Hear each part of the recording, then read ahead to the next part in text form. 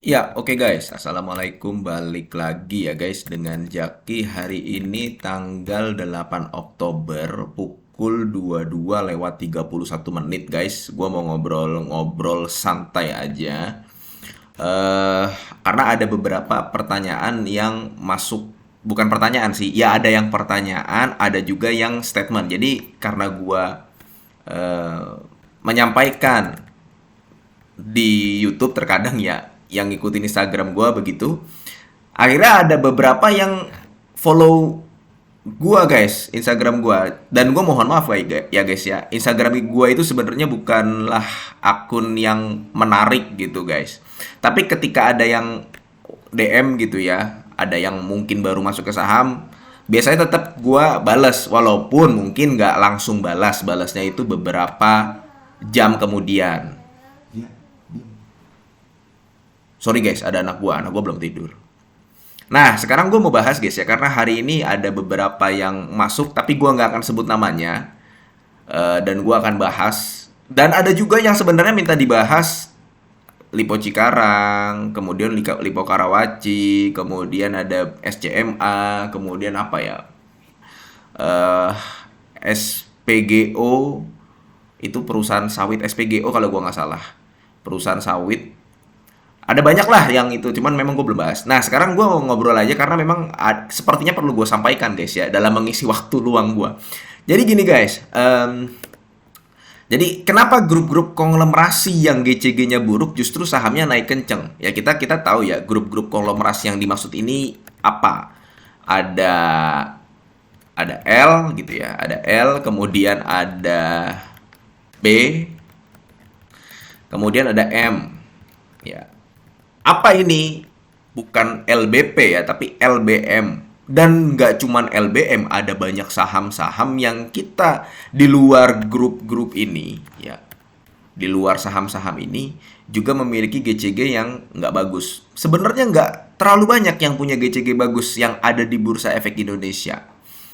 Tapi kenapa saham-sahamnya biasanya naik kenceng? Dan kita bagaimana nih? Kadang kan kalau misalkan mau mau mau ikut atau mau lu udah masuk ke pasar modal, terkadang kalau melihat saham yang naiknya kenceng itu ya tergoda juga kan sebenarnya gitu. Nah, bagaimana? Bagaimana nih? Nah, ini pertanyaan ini, bagaimana sikap kita?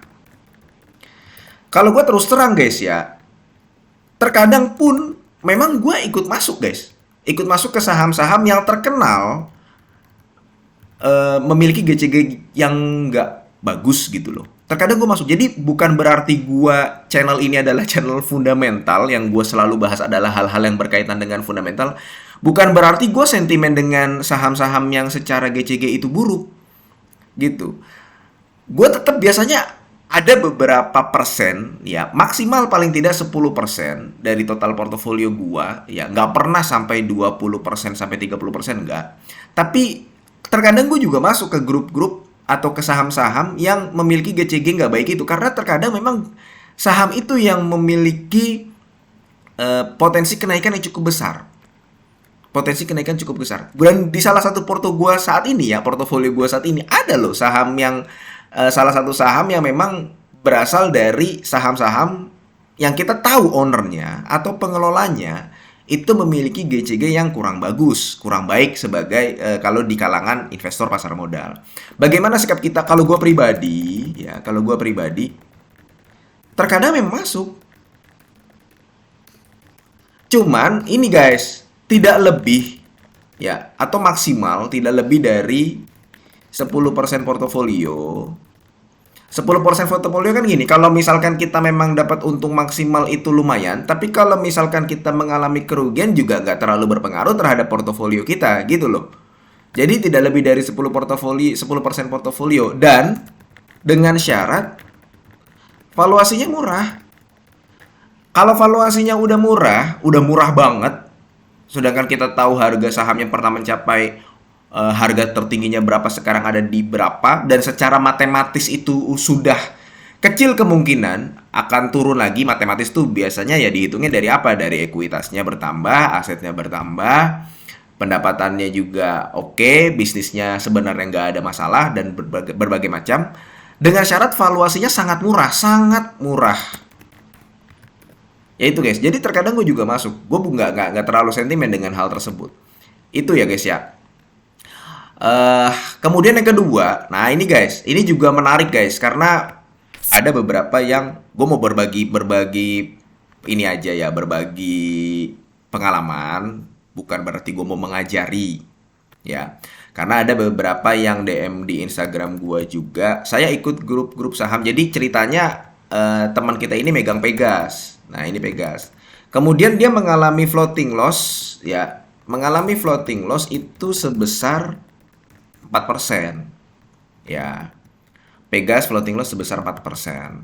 Nah, dia ikut grup-grup saham yang akhirnya menjadi terdistraksi dan suka khawatir sendiri dengan saham yang saya pegang. Kira-kira begitu. Nah, kalau gue begini, bagaimana? Lagi-lagi ya, bagaimana sikap kita?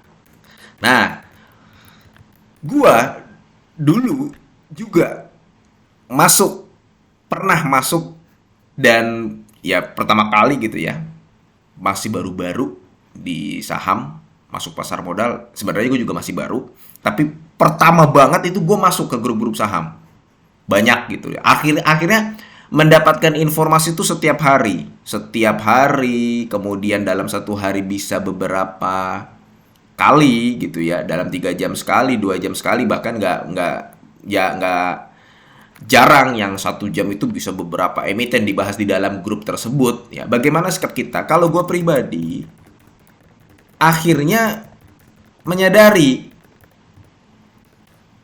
menyadari bahwa grup-grup itu nggak penting sebenarnya. Ya, ini mungkin komentar gue juga akan dibenci oleh orang-orang yang membuat grup-grup ini ya. Bahkan sampai ada permintaan dari teman-teman belanja saham, Bang coba bikin grup Telegram gitu ya. Grup Telegram nanti gue mau gabung di dalamnya, atau grup WhatsApp disortir aja Bang yang memang benar-benar fundamental, asal jangan sales ini, sales itu, ngomongin ini, ngomongin itu gitu. Tetap gua pribadi akhirnya menyadari bahwa grup-grup itu nggak penting guys. Sampai akhirnya saat ini ya, di gua pribadi nih, di handphone gua nggak ada itu grup-grup itu, bener. Sampai saat ini nggak ada grup-grup kayak gitu, nggak ada. Jadi bener-bener nihil. Gue nggak ikut grup apapun, kecuali memang Twitter ya. Gue memang orangnya suka mantau Twitter, dan di Twitter kan itu kadang ada saham fest kan. Nah, kalau saham fest kan bukan Twitter, bukan grup kan, ya kita ngeliat aja gitu. Tapi untuk grup-grup yang di handphone, kenapa gue nggak ikut? Ya itu tadi jawabannya.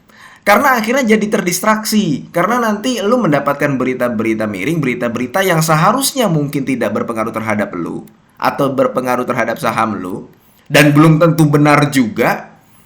Akhirnya lu jadi salah ngambil keputusan. Minus 4%, cut loss. Minus 5%, cut loss. Karena lu ditakut-takuti di grup tersebut. Bukan ditakut-takuti sih, lebih banyak informasi-informasi yang masuk. Akhirnya mengganggu gitu loh.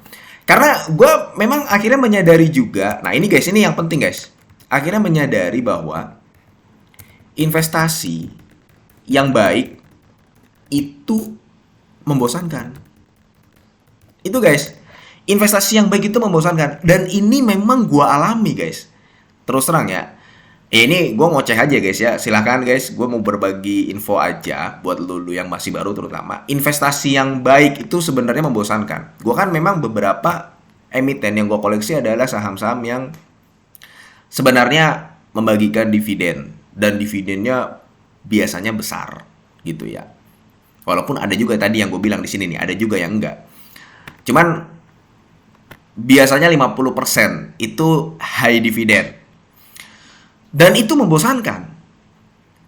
Gue juga sebelumnya sempat terdistraksi, oh ini saham naik terus.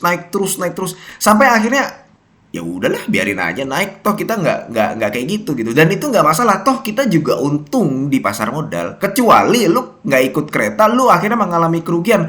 Nggak juga. Lu tetap dapat keuntungan. Jangan sampai justru lu ikut kereta, akhirnya keretanya nabrak, meledak, lu malah celaka di kereta itu. Kalau gue akhirnya menyadari bahwa investasi yang baik itu membosankan. Membosankan, benar, membosankan. Sampai akhirnya ya gue dalam mengisi waktu membosankannya tersebut kan, lu tahu sendiri ya, mungkin yang lu udah ngikutin channel ini lama, gue bukan seorang pekerja memang, bukan bukan yang bekerja di perusahaan atau di kantor, bukan. Gue mengelola usaha, ya usaha kecil-kecilan, dan tentu saja akhirnya jadi banyak waktu luang. Dan dalam mengisi waktu luang itu biasanya ngapain? Ya, kadang main game, kadang nonton film, dan yang paling sering gue dalam mengisi waktu luang adalah buat video gini, nih buat video-video ya begini nih. Jadi mohon maaf guys ya kalau misalkan mungkin video gue itu nggak bermakna atau tidak bermanfaat atau kurang bermanfaat karena kan memang secara visual nggak menarik. Cuman memang ini salah satu bentuk gue mengisi waktu luang. Kenapa? Karena memang investasi yang baik itu akhirnya gue menyadari bahwa itu membosankan. Membosankan guys, investasi yang baik itu membosankan. Kayak gitu guys. Jadi pesan gue terhadap yang ini nih ya, terutama ya, kalau gue sih, kalau gue pribadi gue nggak ikut grup-grup saham, nihil di handphone gue. Atau kalau lu mau ikut silahkan, cuman jangan mudah terdistraksi, lu harus punya mental kuat kayak gitu guys. Oke, mudah-mudahan video ini bermanfaat dan semoga lu sehat selalu sehingga kita bisa bertemu kembali di video-video selanjutnya. Ini bukan ajakan jual beli. Gue akhiri, wassalamualaikum warahmatullahi wabarakatuh.